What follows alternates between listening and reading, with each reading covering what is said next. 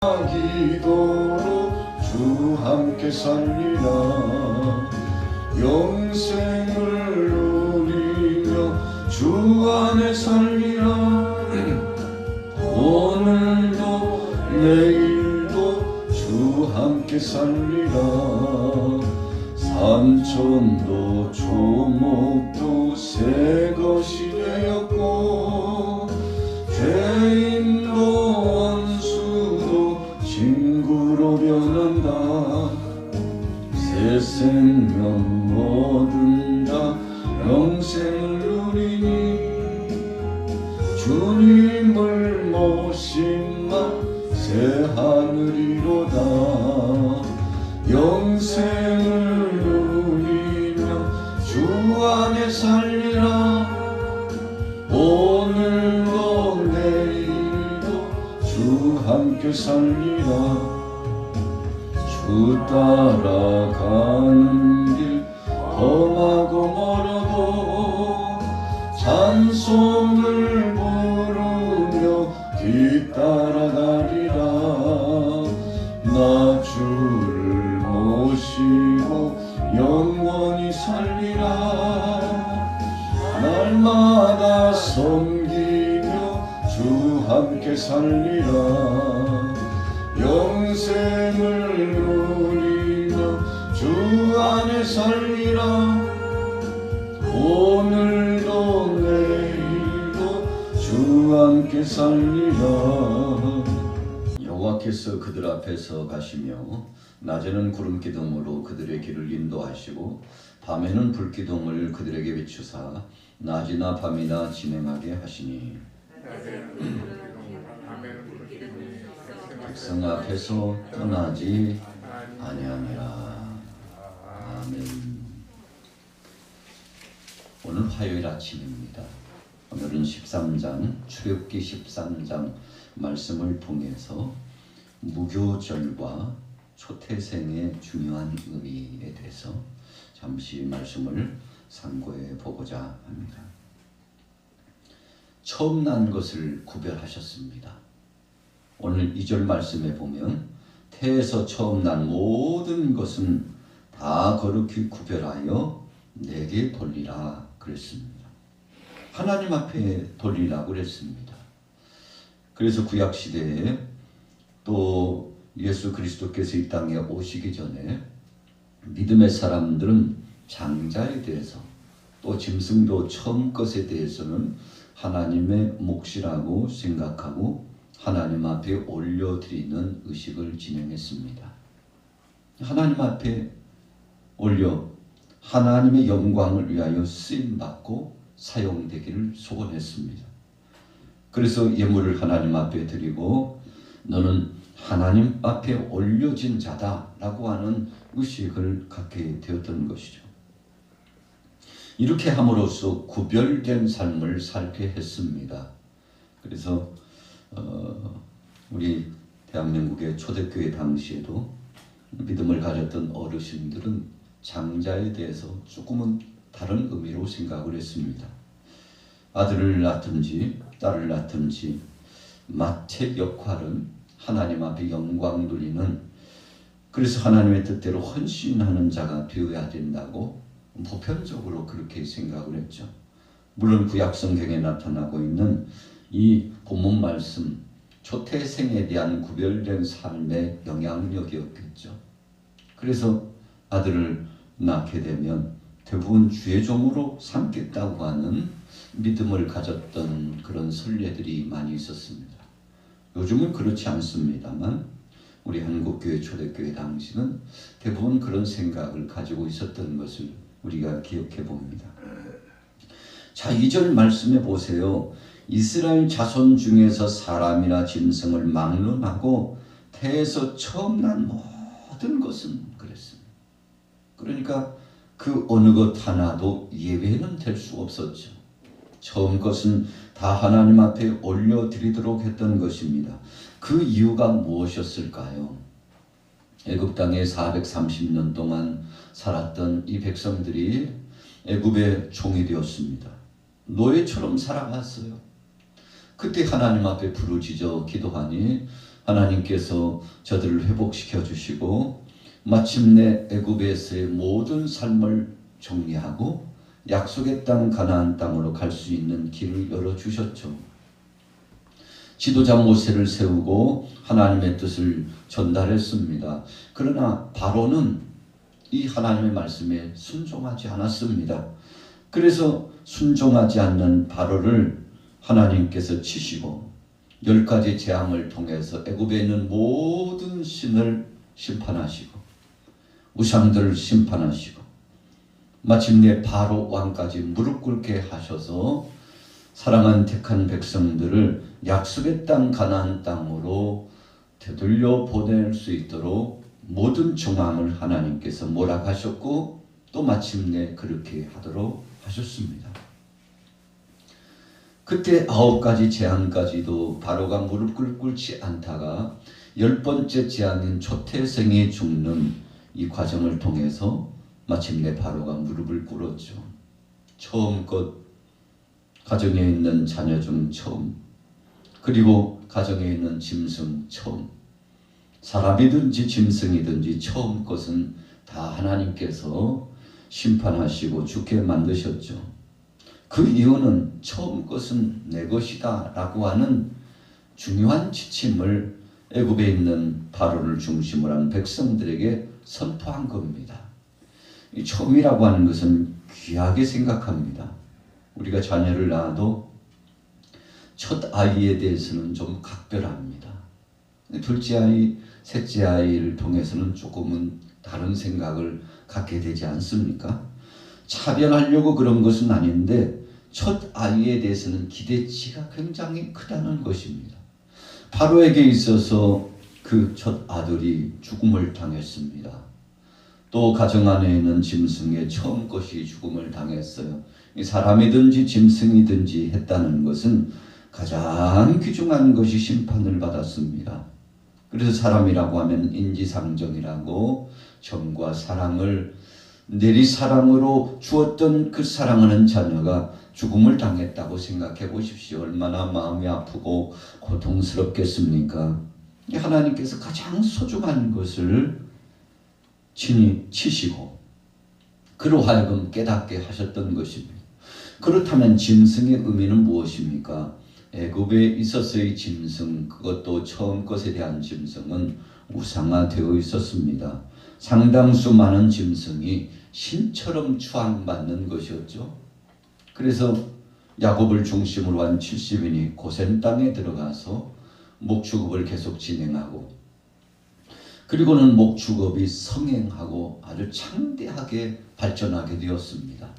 애굽 사람들은 짐승을 신처럼 그렇게 모시듯이 살아가고 있었기 때문에 함부로 대하지 않았습니다. 가축을 기른다는 거, 또 가축을 부린다는 거, 가축을 잡아서 음식으로 먹는다는 거 상상할 수도 없는 것이었죠. 그래서 야곱을 중심으로 한 70인들이 애굽 사람들은 꺼려하고 있는 3D 업종과 같은 목축업에 더 집중하고 그것이 확장할 수 있는 어떤 또 다른 동기도 되었다는 것입니다.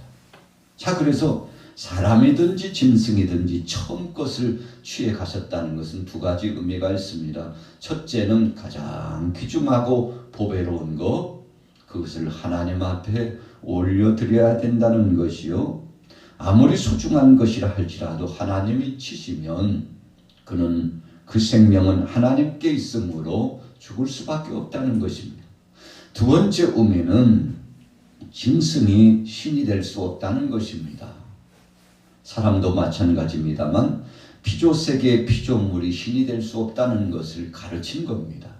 바로가 무릎을 꿇었어요. 초태생이 죽는 바로 그 저녁 시간에 애굽 온 지경에는 통곡의 시간이 이루어졌습니다. 그러나 하나님께서 택한 백성들의 가정은 구분하셨죠. 무엇으로 구분하셨습니까? 좌우 문설주와 문인방, 좌우측 기둥과 그리고 그 기둥을 붙잡고 있는 틀과 같은 위쪽에 있는 틀과 아래쪽에 있는 틀. 그래서 임방이라고 표현하는데요. 형태론적으로 보면 약 직사각형 형태를 이루고 있는 틀을 의미하겠죠. 거기다가 다 어린 양을 잡아서 피를 발랐던 것입니다. 그 사람이 들어오고 나가는 바로 입구에 피를 바르게 하셨습니다. 그리고는 죽음을 관장하고 심판을 진행하는 천사가 그것을 보고서 지나가도록 했던 것입니다. 약속을 받은 택한 백성들, 믿음을 가진 가정들은 다 어린 양을 잡아 피를 발랐습니다. 하나님의 말씀이었기 때문에 그렇습니다. 그 피에 능력이 있는 것은 아닙니다. 양의 피에 권세가 있는 것은 아닙니다. 그 약속에 능력이 있는 것이죠.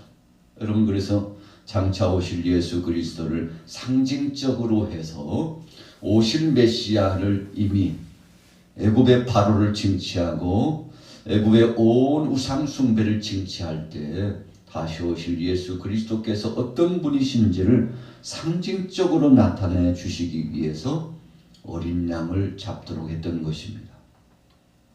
그래서 세례 요한이 예수님께 세례를 주는 요단강에서 예수님께서 오시자 뭐라고 선포했습니까? 보라, 세상 죄를 지고 가는 하나님의 어린 양이로다. 세상 죄를 지고 가는 하나님의 어린 양이로다. 여러분, 그래서 세례 요한이 어찌 보면 마지막 선지자와 같은 사명을 감당했잖아요. 선지자라는 것은 오실 메시아를 고대하게 하고 그분 앞에 나와 죄를 자백하고 회개하고 하나님의 심판이 있으니 그 두렵고 떨리는 마음으로 심판을 피하기 위하여 자기 자신을 돌이켜보고 경책하고 깨어있으라고, 죄를 떠나라고, 회개하라고 이렇게 선언하는 거 아닙니까?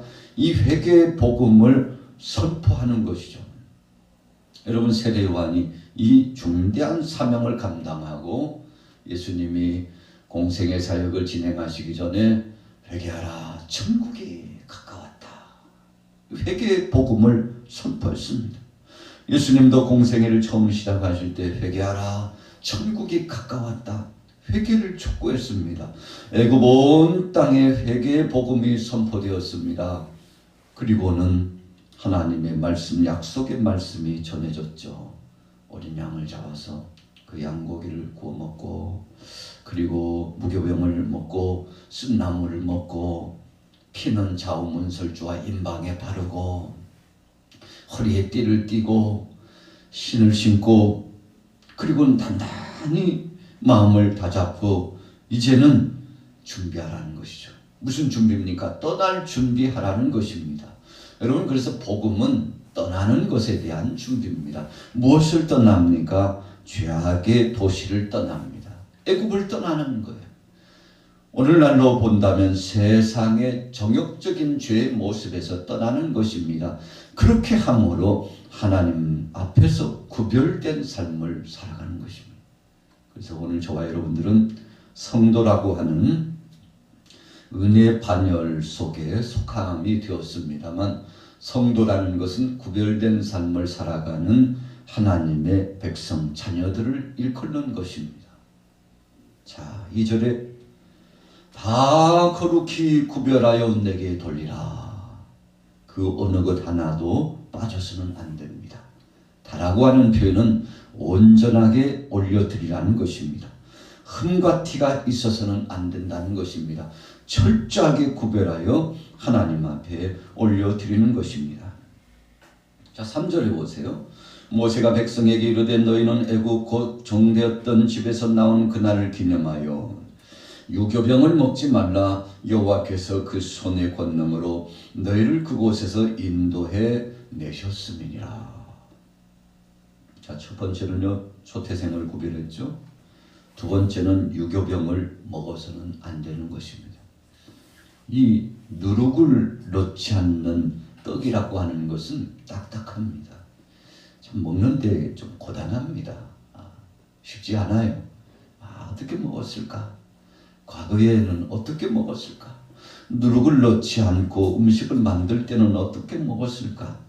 여러분, 부드럽게 하고 그리고는 그 빵의 맛을 조금 다르게 만들지 않습니까? 떡과 빵의 맛이 달라요.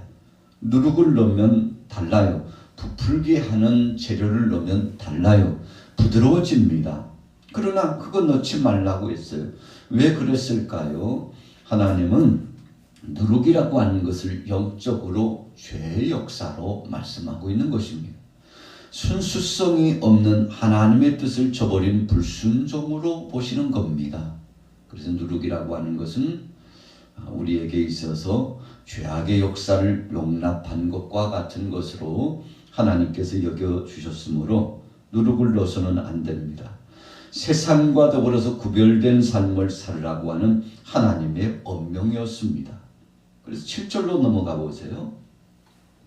자, 7절에 같이 읽습니다. 시작.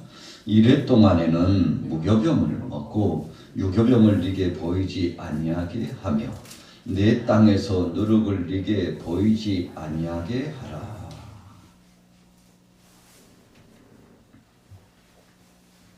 여러분, 보여서는 안 됩니다. 하나님의 명령이에요. 성결케 살라는 것입니다. 택한 백성들을 훈련하신 겁니다. 구별된 삶을 사는 것이 어떤 것인지를 가르쳐 주는 겁니다. 그래서 7절에 이래 동안에는 무교병을 먹고 유교병을 네게 보이지 아니하게 해야 된다. 하나님께서 엄명을 내려주셨습니다. 이렇게 함으로써 우리는 하나님 앞에서 구별된 백성이라고 하는 선언을 하고 살아가는 것이죠. 그러면서 이 철칙의 말씀을 기억해야 됐습니다. 기억하는 방법을 보세요. 9절에 보니까 내 손에 기호한 내 미간에 표를 삼고 여호와의 율법이 내 입에 있게 하라. 여러분, 그래서 성경을 우리가 입으로 읽고 또 성경을 써서 표로 붙여놓고 눈으로 읽는 거죠. 또 귀로 듣고 입으로 선포하고 이 3요소는 매우 중요한 것입니다. 그래서 말씀을 읽을 때 소리내서 읽는 거 굉장히 효과적이고 중요합니다. 또 말씀을 읽을 때 눈으로 읽고 어떤 표식을 붙여놓고 계속 상고한다는 거 우리를 정결케 하고 새롭게 하고 하나님의 권능을 체험하는 비결입니다. 여러분, 그래서 우리가 말씀을 읽었을 때의 일상적인 삶을 돌이켜보면 달라요. 우리가 매일 하나님의 말씀을 가까이 하고 읽었을 때하고 읽지 않았을 때에는 영적인 삶 자체가 다릅니다. 생각도 달라요. 목적도 다릅니다. 영적인 성향도 다릅니다. 성령의 교통하심의 그 정도도 다릅니다. 여러분, 그래서 말씀을 가까이 한다는 것은 우리 믿음의 사람들에게 있어서 너무나 중요한 것입니다. 그런데 이 백성들에게 절대 잊어서는 안 되니 너희가 그 말씀을 새기고 자녀들에게도 가르치고 지속적으로 진행하라는 것입니다. 그래서 마침내 이들은 이제 11절부터 16절까지는 반복적인 말씀입니다만 이렇게 해야 된다. 절대 하나님이 정하신 말씀 순종해야 된다. 다시 한번 다짐케 하시는 말씀이죠. 그 이유는 14절 중반절에 나와 있습니다. 그에게 이르기를 여호와께서 그의 손의 권능으로 우리를 애굽에서 곧 종되었던 집에서 인도하여 내셨기 때문이다. 한마디로 말하면요, 은혜 잊지 말고 살라는 것입니다. 신앙인들이 타락하는 이유가 하나님의 은혜를 저버리면 타락합니다. 저나 여러분들이나 세상의 모든 사람들은 하나님의 은혜와 사랑과 그 은총을 망각하기 시작하면 자기 마음대로 살아가고 억척스러운 육신의 소욕과 고집대로 살아갑니다. 그것이 마치 정의요, 그것이 하나님의 뜻인 것처럼 얼마나 합리화시키고 그 말을 맞춰나가고 또 자기의 목적을 관철하기 위해서 주위 사람들을 얼마나 폄하시키고 또 하나님의 영광을 가리는지 몰라요. 여러분, 그래서 말씀 떠나고 자기 중심적으로 살아가는 것이 죄의 출발입니다. 자, 하나님 믿음으로 살아가는 백성들 17절과 22절까지 철저하게 보호해 주셨습니다. 낮에는 구름 기둥으로, 밤에는 불 기둥으로. 여러분, 하나의 기둥과 같은 것이 하늘로부터 땅으로 내려와 있는데 그것이요 낮에는 구름층이 되고 그 구름층이었던 것이 밤에는 불로 바뀌는 것입니다. 두 개가 있어서 하나는 사라지고 또 다른 것이 내려왔다는 의미보다는 한 가지의 기둥의 역사와 같은 것이 늘 따라다녔는데 낮에는 구름층으로 밤에는 불 역사로 하나님이 임재하셨다는 것입니다. 오늘 본문 말씀 13장 말씀을 통해서 우리는 무교절의 의미와 그리고 초태생의 의미에 대해서 생각을 해보았습니다. 처음 것은 하나님의 것이라고 했습니다. 하나님은 성별된 사람을 기뻐합니다. 거룩하게 사는 사람을 쓰십니다. 깨끗한 그릇을 사용하십니다. 그래서 오늘 우리는 이 하나님의 사랑과 은총을 기억하며 잊지 말고 늘 은혜에 감격하며 믿음으로 승리하기를 예수님의 이름으로 축원합니다. 살아계신 하나님 아버지 은혜를 감사합니다. 천사도 흠모할 만한 사명을 우리에게 허락하시고 중대한 그 사명을 감당하도록 우리에게 일을 허락하신 하나님 감사합니다. 오늘 하루도 주님 은혜에 감사하는 시간 되게 하여 주옵소서. 사나 죽으나 우리는 주님의 것이라는 사실을 잊지 말고 믿음으로 나갈 수 있도록 역사하여 주옵소서. 주님 오실 날이 가까웠습니다. 언제 주님 오시든지 주님 앞에 쓰임받는 믿음의 권속들 되게 하옵소서. 세상이 요란합니다. 어수선합니다. 혼탁합니다. 그럼에도 불구하고 살아계신 하나님을 의지하고 믿음으로 승리케 하옵소서. 오늘 이 새벽에도 부르짖어 기도할 때 응답하시고 주님 앞에 간절한 심정으로 나올 때마다 큰 권능을 경험하게 하여 주옵소서. 예수님의 이름으로 축복하고 기도 올려 싸움나이다. 아멘.